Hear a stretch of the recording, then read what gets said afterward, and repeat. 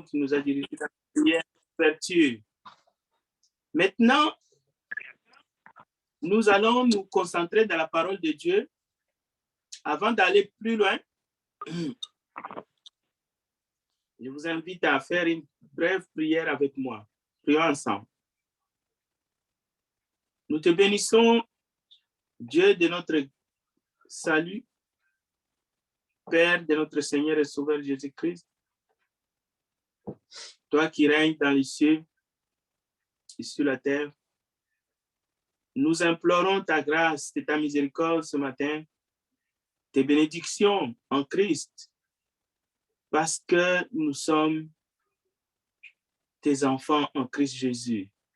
Bénis ton peuple, que ta parole nous enseigne, nous vivifie, car nos vies sont cachées en Christ. Nous prions, Père, pour ceux qui souffrent, pour ceux qui sont malades, pour ceux qui sont affamés, et nous prions pour les sans-abri. Gloire et louange à toi, Seigneur Jésus, pour ta parole sainte. En ton nom, nous avons ainsi prié. Amen. Les textes de ce matin, 1 Jean chapitre 2, verset 12, nous enseigne que beaucoup de choses qui sont dans ce monde ne viennent point du Père. Nous sommes habitués à dire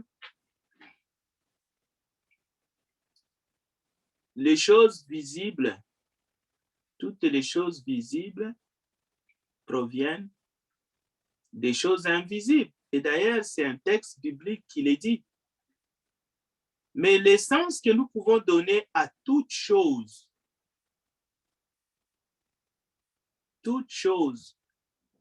et même au monde, il s'agit ici d'un monde organisé en dehors des principes que Dieu a établis. Un monde organisé sans Dieu, un monde déchu, un monde qui est condamné dans les péchés. Voilà pourquoi chaque fois que nous lisons le verset 15 de la première lettre de Jean au chapitre 2, n'aimez point le monde, la première chose qui vient dans l'esprit, mais comment est-ce qu'on va faire? Nous sommes dans le monde et on nous dit de ne pas aimer le monde, mais comment on va vivre? C'est comme un poisson qui est dans l'eau et on lui dit n'aimez pas l'eau. Non, ce n'est pas de cela qu'il s'agit. Dieu ne nous demande pas de détester les oiseaux du ciel ou les plantes, les belles plantes. Dieu ne nous demande pas de quitter même précipitamment ce monde parce que c'est lui qui a tout planifié, tout organisé. Il sait. Jésus a dit, je viendrai vous chercher. Il ne s'agit pas d'être non plus hyper pressé pour quitter ce monde. On est prêt à prendre la fuite parce que les choses ne vont pas comme nous voulons. Non, non, non. Il s'agit de vivre en paix, même de se réjouir dans la joie, mais pas de se réjouir dans les péchés. Non. N'aimez point le monde, ni les choses qui sont dans le monde. Cela veut dire qu'il y a des choses, qu'il y a des théories, il y a des pensées, il y a même des pratiques, même certaines valeurs qui ne viennent point du Père. C'est ce que ce texte ressort. Et si on ne comprend pas cela, on va être séduit et condamné avec ce monde. C'est de cela qu'il s'agit. Le monde de Noé a été condamné, mais Noé a été sauvé comme dans l'arche il y avait trois couples, y compris Noé et sa femme. 3 couples. Il n'y avait aucun polygame là-dedans. Je ne dis pas que ce n'est pas le débat si les polygames vont être sauvés là. Non. Un modèle, je vois seulement un modèle. Le modèle, c'est que lorsque Dieu sauve le monde, il y avait 4 couples au total. Un homme et une femme. 4 fois. Et il y avait des animaux. Même les animaux étaient en paire. Imaginez. Un mâle et une femelle. Bon, revenons à notre mouton. N'aimez point le monde ni les choses qui sont dans le monde. Si quelqu'un aime le monde, l'amour du Père n'est point en lui, car tout ce qui est dans le monde, la convoitise de la chair, la convoitise des yeux et l'orgueil de la vie ne vient point du Père, mais vient du monde. Ah, il y a des choses qui viennent du monde. Et c'est là qu'il faut avoir, il faut prier pour que Dieu nous donne justement un esprit de discernement. Parce que sinon, on va être un chrétien fourre-tout. C'est-à-dire un chrétien qui ne fait pas les distinguos entre ce qui vient du monde. Ce n'est pas tout ce qui existe qui est vrai, qui est bon pour notre âme, qui est bon pour notre justification, qui est bon pour la prédication. Non. Il y a ce qui vient du monde qu'il ne faut pas adopter, qu'il ne faut pas et même apprivoiser, parfois qu'il ne faut même pas dire, parce que c'est une honte même de le dire.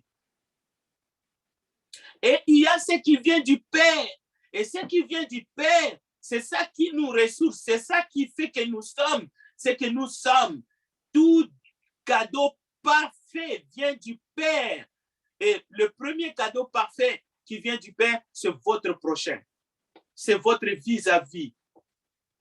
C'est votre semblable. Comme Jésus-Christ est le don de Dieu à l'humanité. Il est venu du Père. Il est venu pour nous sauver de nos péchés. Mais il y a quand même, c'est triste et désolant de le dire, parce que, étant dans ce monde, il y a des moments de souffrance et il y a des moments de preuve. C'est pour cela que ce message est adressé à toutes les catégories. Dans la race humaine, il y a les pères, il y a les petits-enfants, il y a les jeunes, tout le monde, femmes âgées, jeunes femmes. Écoutez, quand on dit qu'il y a des moments de douleur, il y a des moments de tristesse, il peut y avoir même des moments d'épreuve dans tous les domaines de la vie. Le deuil est un moment difficile parce que c'est le départ de notre chair. Le voyage, un membre de famille va s'en aller dans un pays lointain et ainsi de suite, la maladie et bien d'autres. Mais dans le cas de la famille de Dieu, j'aimerais bien vous lire ce texte à partir du verset 18. Petits enfants, c'est la dernière heure. Et comme vous savez, comme vous avez appris qu'un antéchrist vient, il y a maintenant plusieurs antéchrists. Par là, nous connaissons que c'est la dernière heure. Écoutez bien, ils sont sortis du milieu de nous, mais ils n'étaient pas des nôtres. Car s'ils eussent été des nôtres, ils seraient demeurés avec nous. Il arrive parfois, même dans une assemblée locale, des personnes que nous avons passé de beaux moments ensemble, mais tout d'un coup, ils vont décider de ne plus apparaître. On ne va même plus écouter leur voix. Ils vont nous priver leur voix. Ils vont décider de se cacher, de se camoufler. Et ils vont nous manquer à tel point que ça nous fait mal. Ça nous fait même très mal. La Bible nous parle de ceux qui ont abandonné, par exemple, leur foi, l'assemblée, et ainsi de suite. Alors, ils sont en train de faire souffrir le corps du Christ à travers leur action. Mais ici, ce sont des personnes qui étaient dangereuses. Ici, ce sont des personnes qui avaient des ambitions pour faire du mal. C'est des antichrists. Mais qui étaient là? Vous voyez, ils sont sortis du milieu de nous, mais ils n'étaient pas des nôtres, car s'ils eussent été des nôtres, ils seraient demeurés avec nous. Mais cela est arrivé afin qu'il fût manifeste que tous ne sont pas des nôtres. Voilà une vérité aussi que nous devrions prendre en compte. Oui, nous aimerions que tous, comme Jésus l'a dit dans Jean chapitre 10, qu'aucun se perde, que personne ne puisse rester dehors, que le troupeau puisse être le plus grand possible. Jésus a dit, il y a peu d'ouvriers. Il a prié son Père d'envoyer des ouvriers, parce que la moisson est grande. Mais voilà cette vérité qui est manifeste, que nous devrions prendre en compte et savoir que tous ne sont pas des nôtres. Non, ce n'est pas un esprit d'exclusion, mais c'est la vérité. C'est la vérité. Il y aura toujours des gens qui vont manifester un esprit de contestation et même qui vont combattre l'œuvre de Christ. Ça a toujours été comme ça depuis le premier siècle. Mais écoutez l'exhortation de l'apôtre Pierre, de l'apôtre Jean. Il dit, pour vous, vous avez reçu l'onction de la part de celui qui est saint. Et vous avez tous de la connaissance. Mais ce n'est pas une connaissance qui est là pour que nous soyons enflés, mais c'est une connaissance qui nous amène un esprit d'obéissance, un esprit de soumission à Jésus-Christ et à sa parole, à sa doctrine. Alors, nous allons voir que ce soit Jean, que ce soit Pierre, que ce soit justement l'apôtre Paul,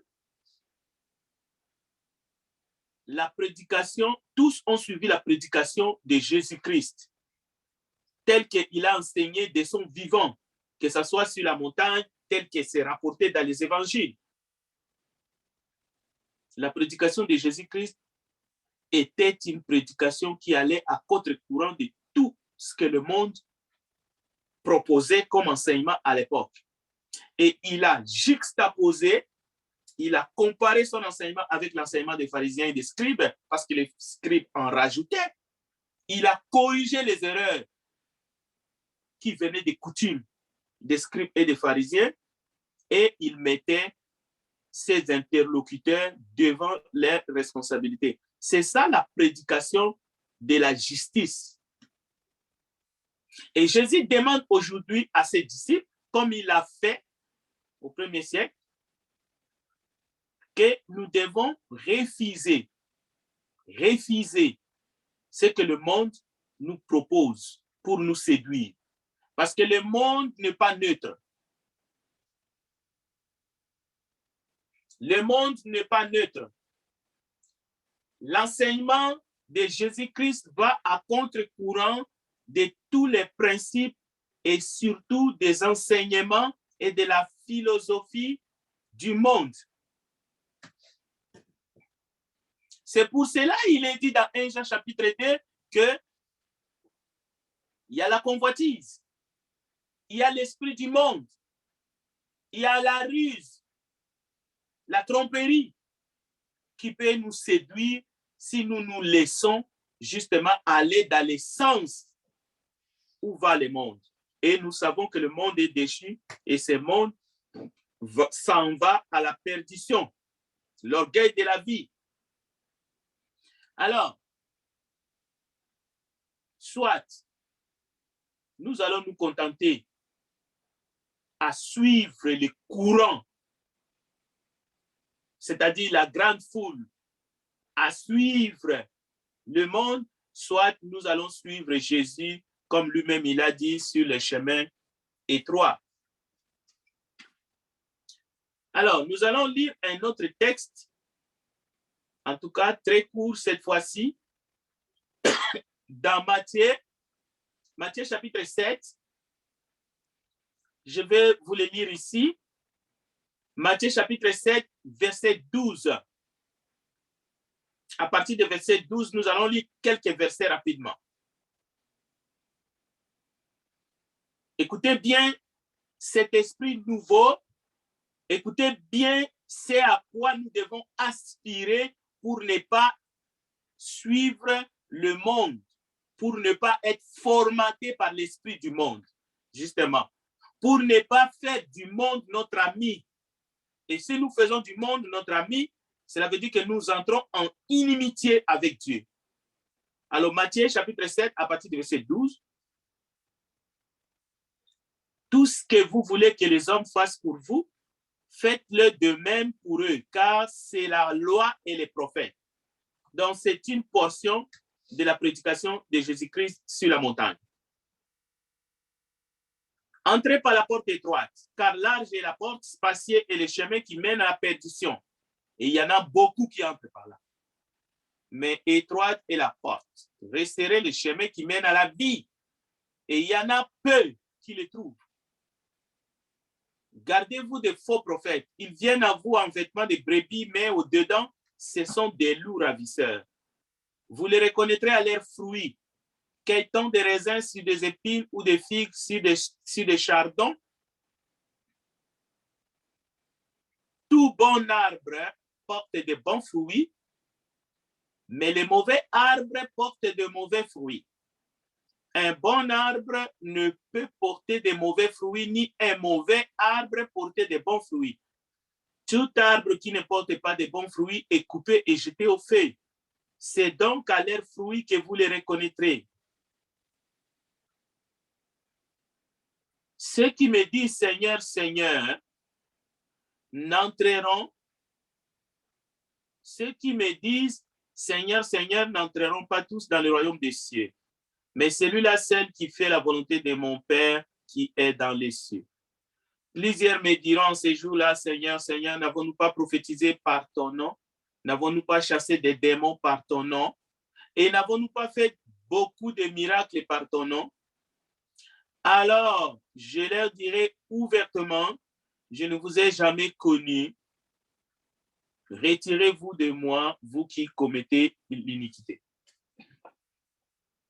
Chers frères, chers sœurs, chers bien-aimés, chers auditeurs, le Seigneur, en enseignant à la foule et à la montagne ces jours-là, Jésus-Christ prêche un de son plus longs sermons.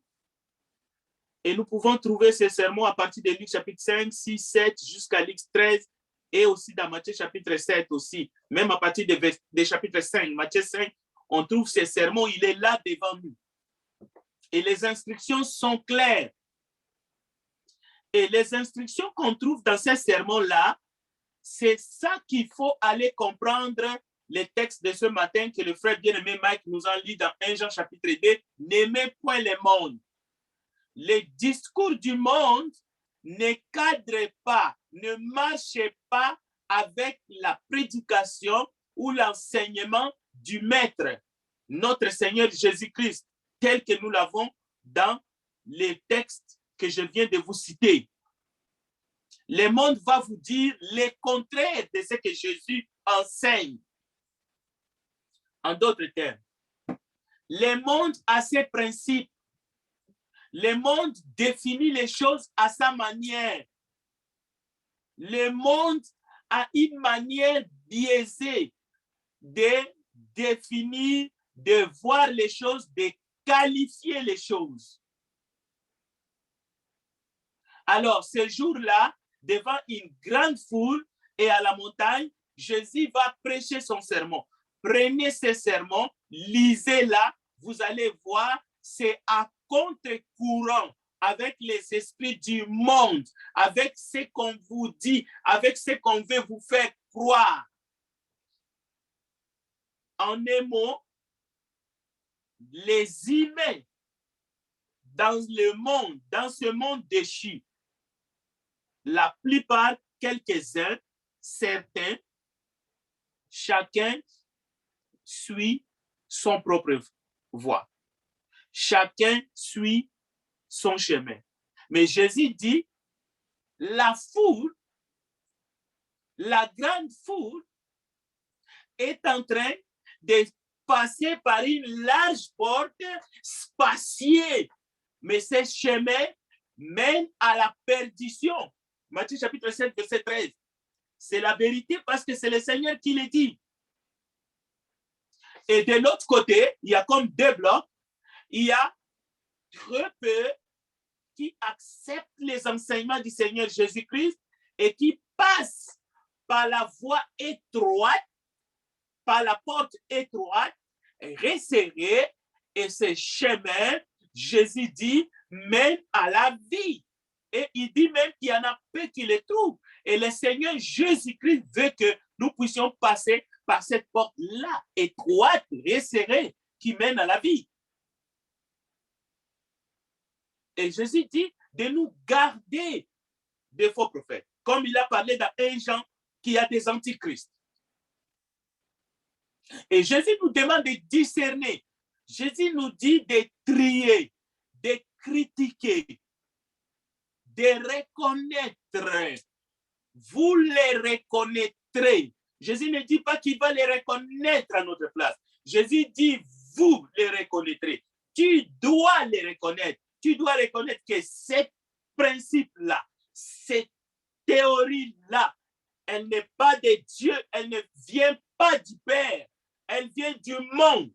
Et parce que cette théorie vient du monde, je ne peux que la rejeter, même si on me la propose. Même si elle est là, oui, elle est là, mais elle ne vient pas du Père, elle vient du monde. Tu dois reconnaître les faux prophètes. Chacun doit reconnaître. Il n'y a pas de chrétiens tohi-bohi qui ne reconnaissent pas. Ça ne vient pas du Père, ça vient du monde. Mais alors, sans cela, vous êtes sans discernement, vous allez être séduits parce que les temps sont mauvais. Vous devez ouvrir les yeux. Vous devez agir en toute responsabilité. Pas seulement agir, parler en toute responsabilité.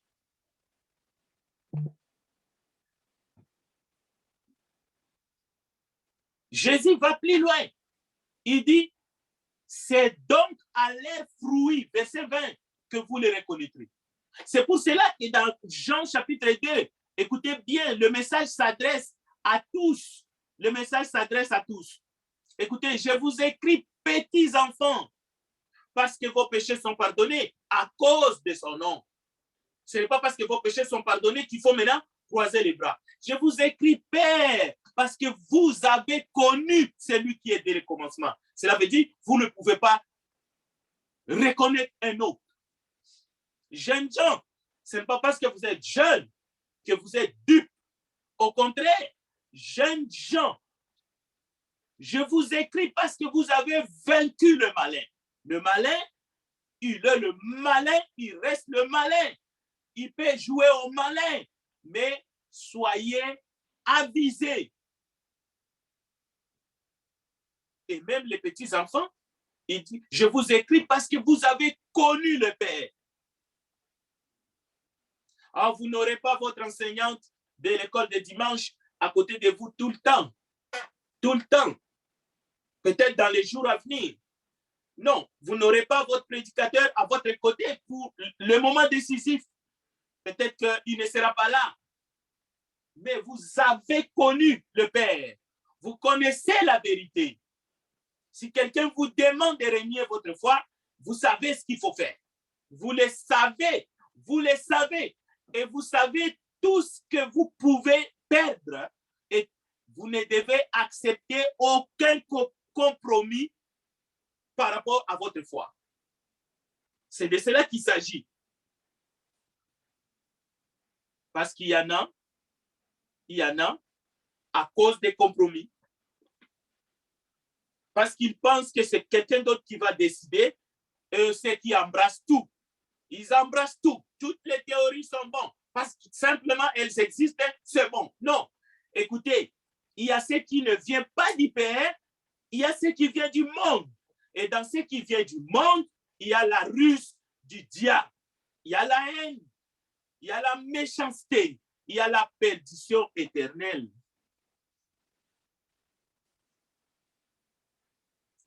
Jésus demande à ses disciples l'action. Et cette action, consiste à passer par la porte étroite. Cette action consiste à suivre Jésus. Jésus lui-même dit dans Jean chapitre 10, « Mes brebis, écoute ma voix, ils ne suivront pas un autre. » L'action dans la vie chrétienne consiste à dire non à tout ce qui ne vient pas du Père, à rester ferme, fidèle et à continuer sa marche, à témoigner le Christ, à prêcher la vérité, à dénoncer les erreurs des pharisiens et des scribes et les erreurs de notre temps moderne. Jésus demande aux disciples d'enseigner tout ce qu'il a prescrit sans ajouter ni retrancher. Parce que lui, il a déjà corrigé les erreurs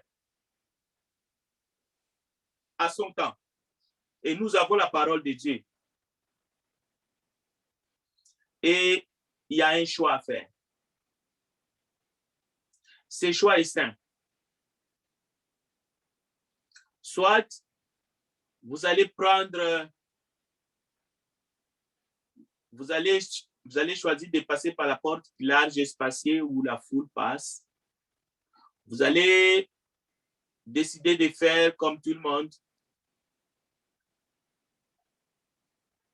Soit vous allez vous accrocher aux coutumes du monde, aux théories scientifiques, aux traditions des hommes, au lieu de vous accrocher aux paroles de Christ.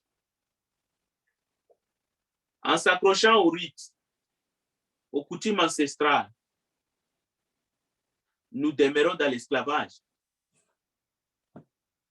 Mais nous pouvons choisir d'être libérés. La Bible dit, si le Fils vous affranchit, vous serez réellement libre. Ce matin, nous devons écouter Jésus parce que nous sommes dans le monde, nous contemplons sa gloire, nous avons sa parole, nous pouvons aujourd'hui dire, il est temps pour moi d'embrasser le Christ et de le suivre, de porter ma croix telle qu'il me le demande et de le suivre. Vous n'allez pas le regretter. Mais un grand nombre ne comprennent pas toujours.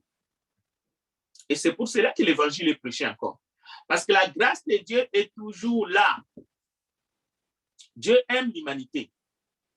Et la preuve que Dieu aime l'humanité, Dieu aime les hommes qu'il a créés, c'est que nous lisons dans Jean chapitre 3, verset 16 à 20, « Car Dieu a tant aimé le monde qu'il a donné son Fils unique afin que quiconque croit en lui ne périsse point, mais qu'il ait la vie éternelle. » Mais il faut entendre cette voix de notre Père, le Créateur, qui nous supplie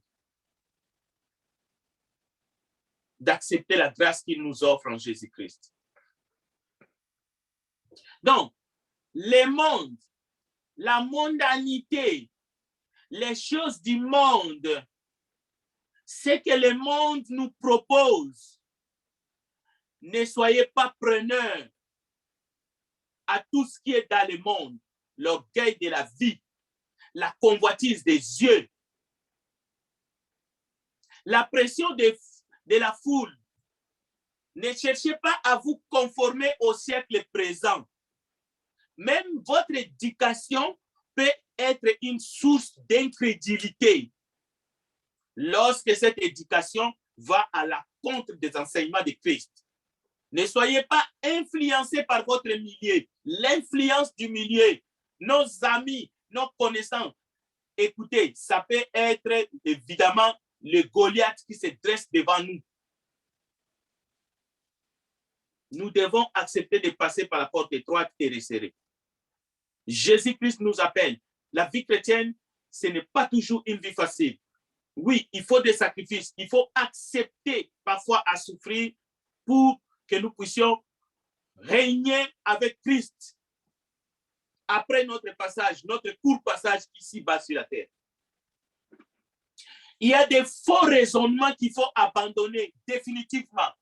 Parce que ce temps que nous sommes, ce n'est plus le temps pour nous endormir. Nous devons nous réveiller. Il y a des mauvaises habitudes que nous devons mettre de côté. Oui, parce que ça, c'est nous entrons dans une autre phase maintenant. Vous avez vu, dans la première phase, il y en a qui ont été ensevelis et qui sont même ensevelis. Nous avons besoin d'aller vers eux pour les secourir, comme Abraham est allé secourir son neveu Lot. Il y en a parmi nous, je parle dans chaque église locale, il y en a qui sont ensevelis depuis la première phase. C'était vers le mois de mars, je crois, 2020, lorsque le premier confinement est arrivé. C'était le premier signal. Tout était fermé comme maintenant. Mais il y en a qui sont partis depuis là, ils sont ensevelis. Et ils ont besoin de vous, ils ont besoin de nous. Nous devons aller à leur rescousse pour qu'ils puissent être réveillés dans leur foi. Mais voilà, nous y sommes encore une seconde fois. Ne permettez pas que votre foi se refroidisse ou que vous profitiez de cette situation pour vous refroidir et abandonner votre foi. Mais au contraire, unissons-nous, restons unis, travaillons ensemble pour la cause de notre Seigneur Jésus-Christ. Proclamons l'évangile, parce que cette souffrance que nous voyons et qui nous touche, qui touche les nôtres, qui touche les nôtres, qui touche ce monde, qui touche les hommes et les femmes. Dans ce monde, même au 1er siècle, les membres du corps du Christ, les membres de l'Église ont été confrontés à des calamités, à de la persécution qui a fait que les familles étaient divisées, éparpillées. Ils sont allés ça et là et ce n'était pas facile pour eux non plus. Il y a eu des martyrs. Alors aujourd'hui, nous devrions aussi écrire l'histoire. Nous devons garder la foi jusqu'au bout. Nous devons tenir bon parce que notre chef, notre maître, Jésus-Christ, nous appelle à tenir bon. Comme il a dit lui-même, je suis allé vous préparer une place. Quand j'aurai fini, je vais revenir. Je vais revenir. Je viendrai vous chercher. Donc, la sorte de vie que le Seigneur nous demande de vivre ici-bas, il ne s'agit pas d'une vie populaire. Le Seigneur ne nous demande pas d'être populaire. Vous avez remarqué la quête de la popularité? La quête de la popularité est en train de battre son plein dans le monde, dans les cœurs des gens. Aujourd'hui, les gens se comparent par rapport au nombre de personnes qui les suivent dans le monde virtuel. Voilà la popularité, le végétariat. Moi, j'ai autant de personnes qui me suivent dans TikTok. Moi, écoutez, la sorte de vie que le Seigneur, si ces gens-là qui te suivent, parce qu'ils écoutent la bonne nouvelle de Jésus-Christ que tu proclames, gloire à Dieu.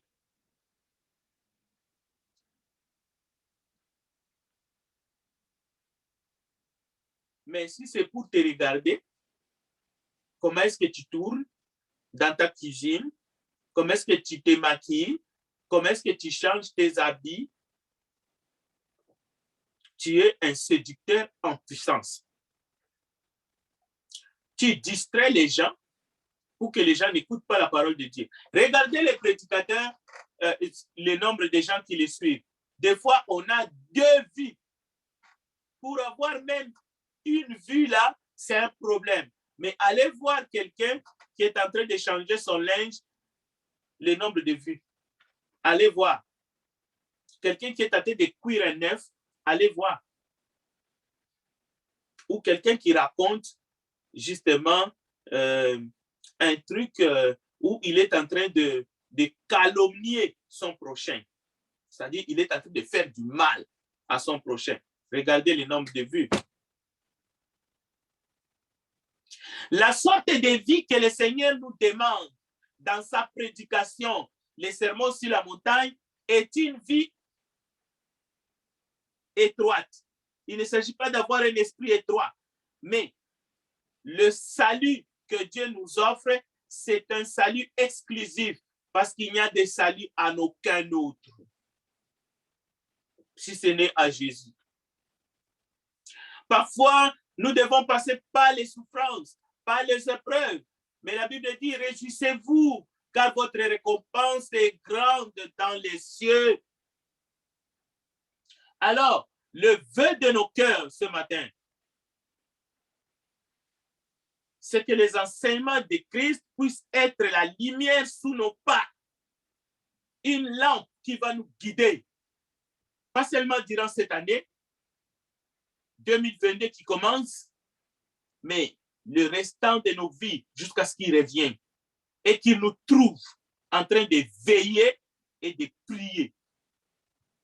Donc, c'est un message de salut, c'est un message de grâce, mais qui est adressé au monde entier, aux êtres humains dans le monde entier, sans distinction. Si Jésus-Christ est né, il est entré dans ce monde et il en a vécu, il a donné sa vie en rançon. C'est pour sauver le monde, c'est pour que le monde soit sauvé par son sacrifice. Maintenant, ce qui nous reste, c'est tout en étant dans ce monde, de faire un peu comme Noé avait fait, de comprendre ces privilèges que nous avons, que nous bénéficions, qui n'est pas rien du tout. C'est-à-dire que nous avons un message. Et jusqu'à temps que Jésus revienne, ou jusqu'à temps que nos vies se terminent, notre course se termine, eh bien, nous avons plus que de l'or dans nos cœurs, pas seulement dans nos mains. Et nous devons livrer ce message afin que les gens entendent, écoutent qu'il y a une porte de sortie en ce qui concerne le problème du péché. Ne vous en faites pas. Oui, il y a la mort, mais il y a la vie après la mort. Mais Dieu nous propose la grâce, Dieu nous propose le pardon de nos péchés. Et ce pardon se trouve en Jésus-Christ. Mais il y a une vie qui n'est pas la même que ce que le monde nous propose. Et nous devons discerner les choses du monde et les choses qui viennent du Père. Parce que les choses qui viennent du monde, c'est un piège pour nos âmes. Mais on ne peut pas embrasser l'idée. On ne peut pas embrasser l'idée. On ne peut pas être preneur. Le monde, il nous donne des choses, des théories, des principes, des trucs bidons. Ouh, je suis preneur. Et je suis aussi preneur de la parole de vie que Jésus nous donne. Non, ça ne marche pas. On ne peut pas clocher des deux côtés. Jésus lui-même a dit, on ne peut pas servir deux maîtres. On ne peut que haïr l'un et aimer l'autre.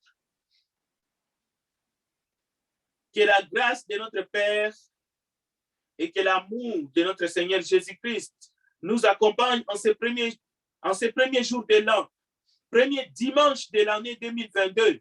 Voilà, nous sommes le 2 janvier. Que Dieu bénisse sa parole, que Dieu bénisse son peuple. Vous tous qui vous nous avez suivis, que le Seigneur vous bénisse ainsi que toutes vos familles. Au nom de Jésus-Christ, Amen. Je retourne la parole à notre frère Jean-Rémy pour la fête.